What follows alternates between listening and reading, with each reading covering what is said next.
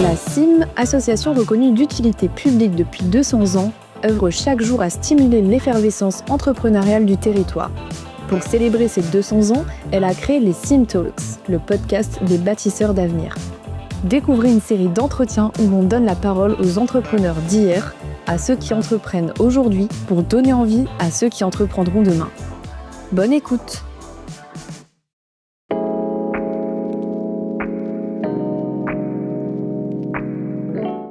Le 24 décembre 1825, ils étaient 22 autour de la table pour créer la CIM. À cette époque, nos idées allaient plus vite que nos diligences et nos égos étaient bien plus grands que nos chaudières. Aujourd'hui, je pousse le bureau du président de la CIM, M. Gaillet. J'ai beaucoup de questions à lui poser sur qu'est-ce qu'est devenu la CIM aujourd'hui. Merci de m'accueillir dans votre bureau. Mais avant tout, j'avais une question à vous poser. De quelle famille faites-vous partie? Parce que moi, à mon époque, sans vouloir être indiscret, pour être président de la CIM, il fallait faire partie soit des Mig, des Koechlin ou des Dollfus, ou alors d'avoir épousé une de ses cousines. Dites-moi, vous faites partie de quelle famille? Alors, je ne suis pas de vieilles familles mulhousiennes qui ont créé la CIM et qui perpétuent leur soutien à la CIM. Je suis né à Roubaix, ville dont l'histoire est proche de celle de Mulhouse.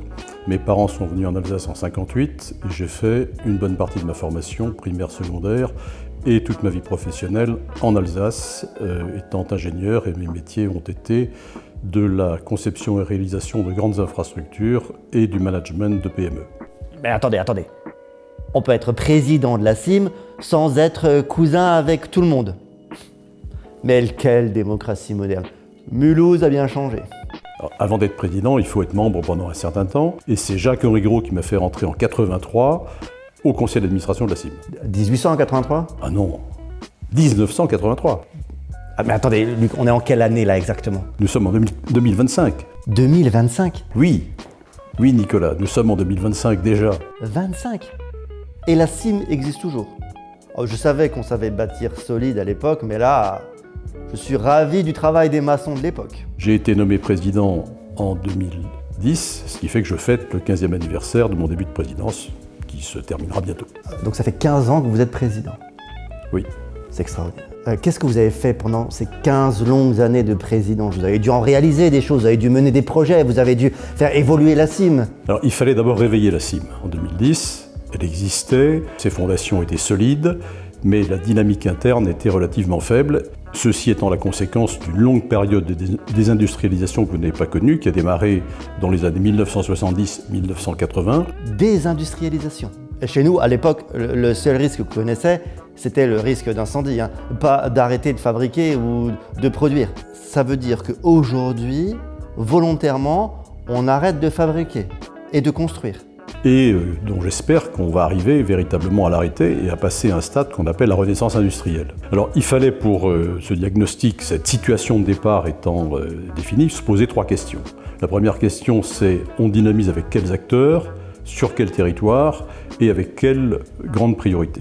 Les acteurs, on a assez vite défini la notion d'entrepreneur. La notion d'entrepreneur, ça n'est pas que les chefs d'entreprise, et c'est peut-être pas tous les chefs d'entreprise, mais c'est aussi beaucoup d'acteurs dans toutes les autres composantes de la société. Ce sont ceux qui lancent des projets, mènent ces projets, les mènent à bien, qu'ils soient dans la sphère publique ou dans la sphère privée. Donc on a largement élargi le champ des acteurs présents à la CIM. Attendez. Si je comprends bien, aujourd'hui, un entrepreneur, ce n'est pas celui qui possède une usine, ça peut être aussi celui qui a une idée. Moi, à mon époque, on appelait ça un meneur. Et vous, donc, aujourd'hui, vous appelez ça un entrepreneur. Le costume a changé, mais le caractère reste le même. Deuxième question, quel territoire? Alors, le territoire, historiquement, c'est Mulhouse.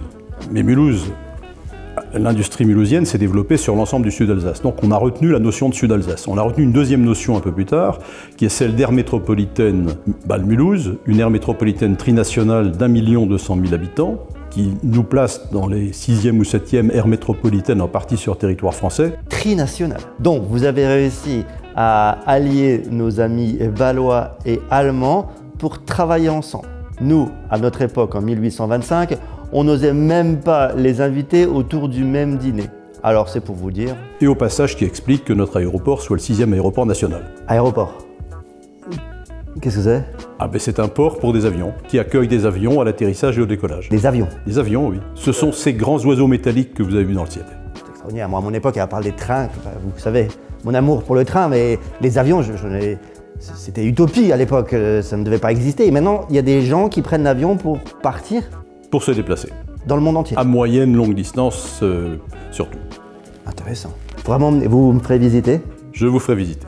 Je suis impatient. Après la question des acteurs et du territoire, c'est le projet. C'est quels sont les champs d'action dans lesquels nous allons agir. Et il y a agir et réfléchir. Pour la réflexion, nous nous interdisons sur le territoire Sud-Alsace ou à l'échelle de l'aire métropolitaine aucun sujet. Nous discutons entre nous de tous les sujets qui nous intéressent. Ensuite, il faut se poser la question sur quoi agit-on. Et là, il ne faut pas faire ce que d'autres font bien. Nous avons finalement sélectionné 3 grands piliers stratégiques. Le premier pilier stratégique, jeunes et formation. Le deuxième, développement économique et développement durable. Et le troisième, culture et attractivité. Une fois les 3 questions préalables posées, il était impératif de renforcer la CIM. Et nous l'avons fait, d'abord au niveau du conseil d'administration, ensuite au niveau des membres en général, en recrutant tout autour de nous, sur le territoire Sud-Alsace, des acteurs très engagés. Et puis il fallait une structure pour faire tourner la CIM. Donc on avait au départ une seule personne, qui est Isabelle, qui est toujours là, poste très important. Natacha est arrivée en 2015 et a été nommée directrice en 2022. Et Sophie qui nous a rejoint en 2022. On a aujourd'hui une belle équipe pour faire tourner la CIM. Avant, on appelait ça un secrétariat. Aujourd'hui, en 2025, j'ai l'impression de faire face à un état-major. Isabelle tient la maison, Natacha la stratégie et Sophie le dynamisme. Enfin bon, soyons clairs, sans elle, on serait un peu perdu. Très chers téléspectateurs, je vous dis ça, je vous rassure, je ne suis pas payé. Je ne suis plus payé d'ailleurs depuis 1840.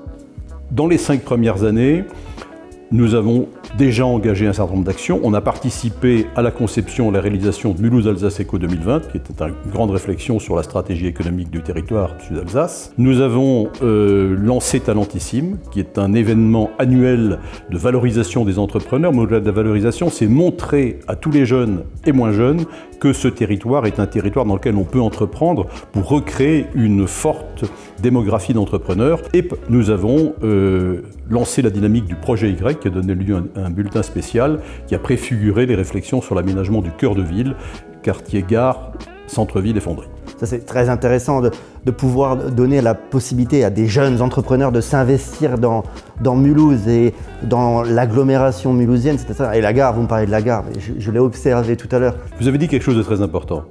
Permettre à des entrepreneurs de s'investir sur leur territoire.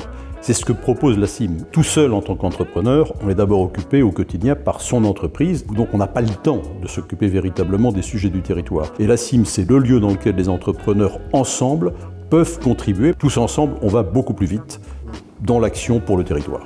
J'ai vu effectivement que vous avez transformé la CIM, il y a plein de nouveautés. Et je trouve ça très intéressant d'ailleurs, très, comme vous dites, moderne. On a réfléchi à l'héritage que nous avons d'un bâtiment qui est vraiment au cœur de la ville, qui est reconnu, puisque la place de la Bourse, c'est la plus belle place de Mulhouse, et puis elle est sur ce chemin logique entre le centre-ville historique et la gare, donc tout ceci forme un ensemble, et la gare est juste à côté du centre-ville, ce qui est une chance de Mulhouse. Notre bâtiment est un bâtiment extraordinaire par sa situation, et nous nous devions de le faire vivre en accueillant de nouvelles activités.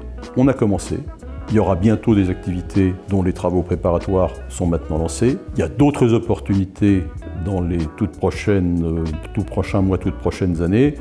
Et à la sortie, on aura un bâtiment qui sera vraiment central dans la vie mulhousienne, avec beaucoup d'activités qui en plus génèrent de l'emploi. Tout ceci avec quand même des contraintes, c'est que l'inscription à l'inventaire complémentaire donne des vraies contraintes dans la réalisation des travaux, et puis nos prédécesseurs n'ont pas fait énormément de travaux dans le bâtiment, donc au-delà du centre de conférence, on va s'occuper de l'ensemble du bâtiment dans les prochaines années.